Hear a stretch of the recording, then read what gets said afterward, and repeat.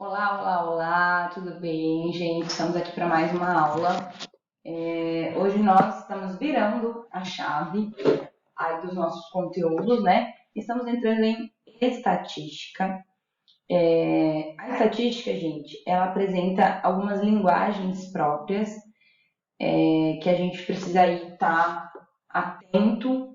Então, vocês vão perceber que, na verdade, a gente pode comparar muita estatística com coisas que a gente vê no dia a dia, ela é muito utilizada mesmo no nosso cotidiano. É que a gente não conhece, muitas vezes, o estudo das coisas que a gente faz. Por exemplo, toda vez que você sai da sua casa para você fazer uma atividade física, ou até mesmo para caminhar, existem pessoas que estudam isso, né? E apresentam nomes específicos e tudo mais.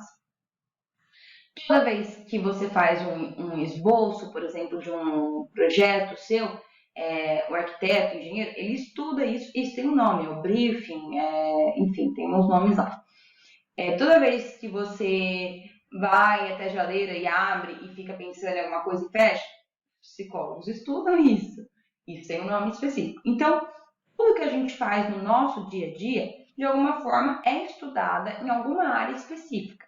Mas como a gente não conhece todas as áreas, como a gente não conhece todas as linhas de estudo, a gente é comum, a gente não para pensar, olha, isso, verdade, e conecta com aquele estudo, e conecta com aquela outra teoria.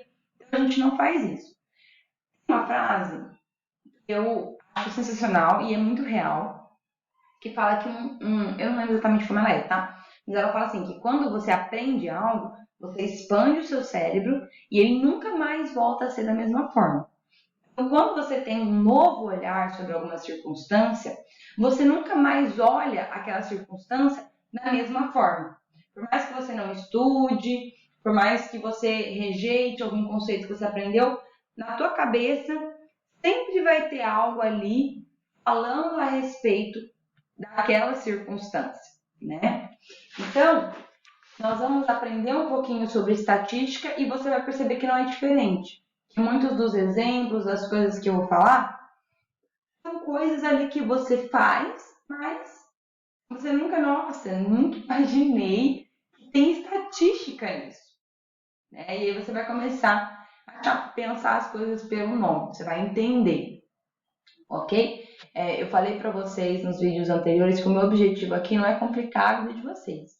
É fazer com que vocês entendam o conteúdo e consigam aplicar, traga benefícios para vocês na cooperativa e na vida de vocês como profissional, como pessoa, né, na vida, num contexto geral, tá bom? Então, gente, a estatística, ela apresenta algumas linguagens próprias, ok? Então, elas são apresentadas com o objetivo de formular perguntas que possam ser respondidas com base na organização em quadros, tabelas, gráficos, na interpretação de análise de dados. Então, o trabalho da estatística é realizado com ênfase no processo de investigação. Então, favorecendo o desenvolvimento do pensamento estatístico ou probabilístico. E aí é importante a gente pensar em algo, né? Que a gente entender que esses dados eles vão ser computados em gráficos. E aí é legal a gente também entender um pouco de gráfico, fazer uma revisão, né, sobre os gráficos. Eu vou tentar inserir uma revisão de gráfico, vamos ver se dá tempo aí para vocês. Então, gente, as atividades que a gente vai propor e desenvolver com vocês ao longo dos vídeos de hoje são de forma que você, aprendiz, desenvolva o seu raciocínio lógico matemático e aplique conceitos de estatística em exemplos práticos, né? Esse é o objetivo, que seja prático, que você consiga, igual eu falei, nas situações do cotidiano, falar, olha, dá para usar a estatística para resolver essa situação. Então, que vocês também organizem esses dados em gráficos, em tabelas, que aprendam a interpretar e distribuir de forma que a probabilidade, a estatística esteja ali na amplitude de todo esse conteúdo, ok? Então, gente, deixa eu mudar para cá. Oi. Familiaridade. Saiu.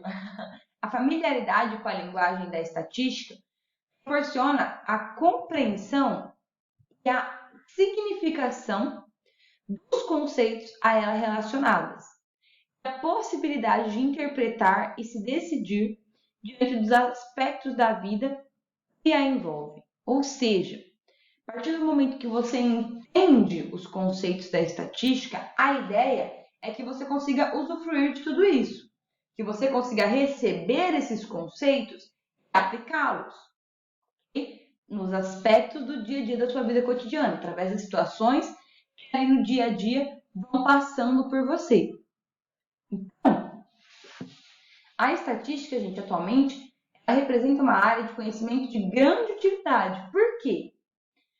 Porque ela fornece dados para tomadas de decisões sobre uma certeza que pode ser medida.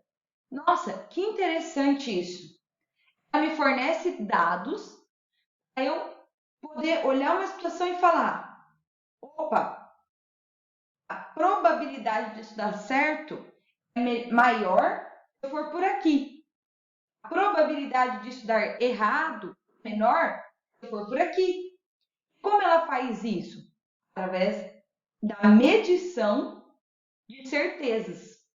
Então, através daquilo que eu posso medir, através daquilo que eu posso quantificar, eu consigo tomar uma decisão em cima disso, com dados reais. Cara, isso é sensacional.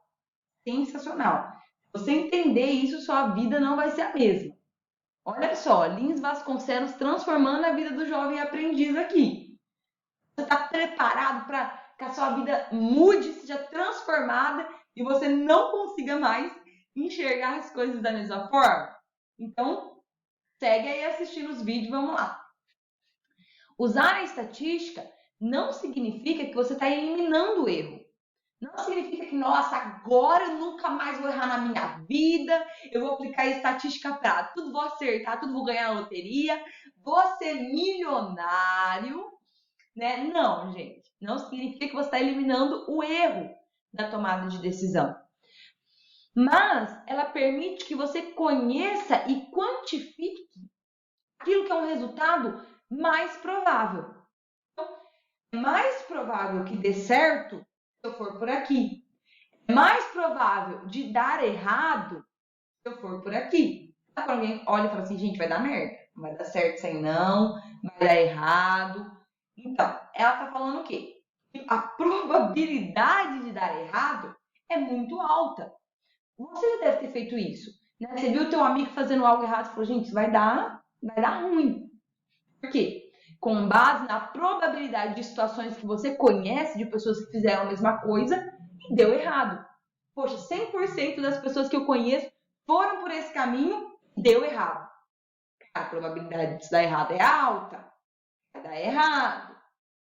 Então, como você pode estar percebendo, a gente aplica isso no dia a dia, né? Sem perceber.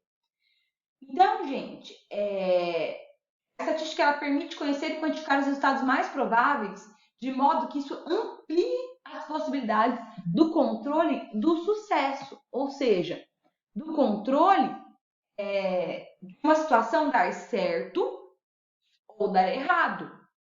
Então, aplicando a estatística, eu consigo ter essa visão. Isso se torna claro para mim, mas não é no meu achismo. É com base em dados, estudados, colocados lá, aplicados. Então, perguntas como: vai chover amanhã? Nesse final de semana, né, vão ter mais acidentes de trânsito do que na semana passada? E meu time de futebol? Será que ele vai se classificar?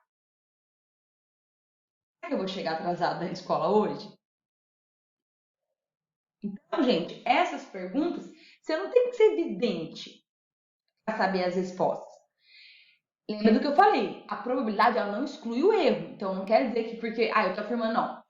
Terça e quinta você chega atrasado na escola. Não quer dizer que você nunca vai chegar no horário. Quer dizer que com base nos dados dos últimos 3, 4, 5 anos, Se toda terça e quinta você chegou atrasado, a probabilidade de você chegar atrasado na próxima terça e quinta é quanto? Se toda você chegou atrasado, é 100%, vai chegar. Mas pode ter um erro, né? Tem ali um grau de erro, e a gente vai falar até sobre isso, que é o grau de incerteza. O que é o grau de incerteza? O grau de incerteza é a ausência da segurança. Então, se o grau de incerteza é maior ou menor, eu dependo da minha série de dados que eu estou aplicando na minha análise. Então, os acontecimentos cuja realização dependem de sorte são chamados de eventos aleatórios. E aí, a teoria da probabilidade procura medir até que ponto um evento tem uma probabilidade de acontecer. Ok? Então, por exemplo, se um determinado evento tem uma probabilidade de 70%, significa que, na média, de cada 100 vezes que se apresentam as mesmas condições, o evento ocorre 70 vezes. Então, no caso, a probabilidade é de 70 por 100. Então, 70% das vezes isso aconteceu. A probabilidade disso acontecer de novo é de 70%. Vocês estudaram porcentagem, a gente fez uma revisão ali bem legal. Então, vocês estão entendendo o que eu estou falando. Então, a probabilidade de um evento é um número compreendido entre 0 e 1. Ué, como entre 0 e 1, 70% é 0,7, é 70. Porque lembra que a gente, lá no juros, a gente não podia aplicar a taxa de juros em porcentagem, mas tinha que ir para decimal? E aí o que eu fazia? Eu pegava o número e dividia por 100, aqui é a mesma coisa. 70% é a mesma coisa que 70 dividido por 100. É a mesma coisa que 0,7, tá bom?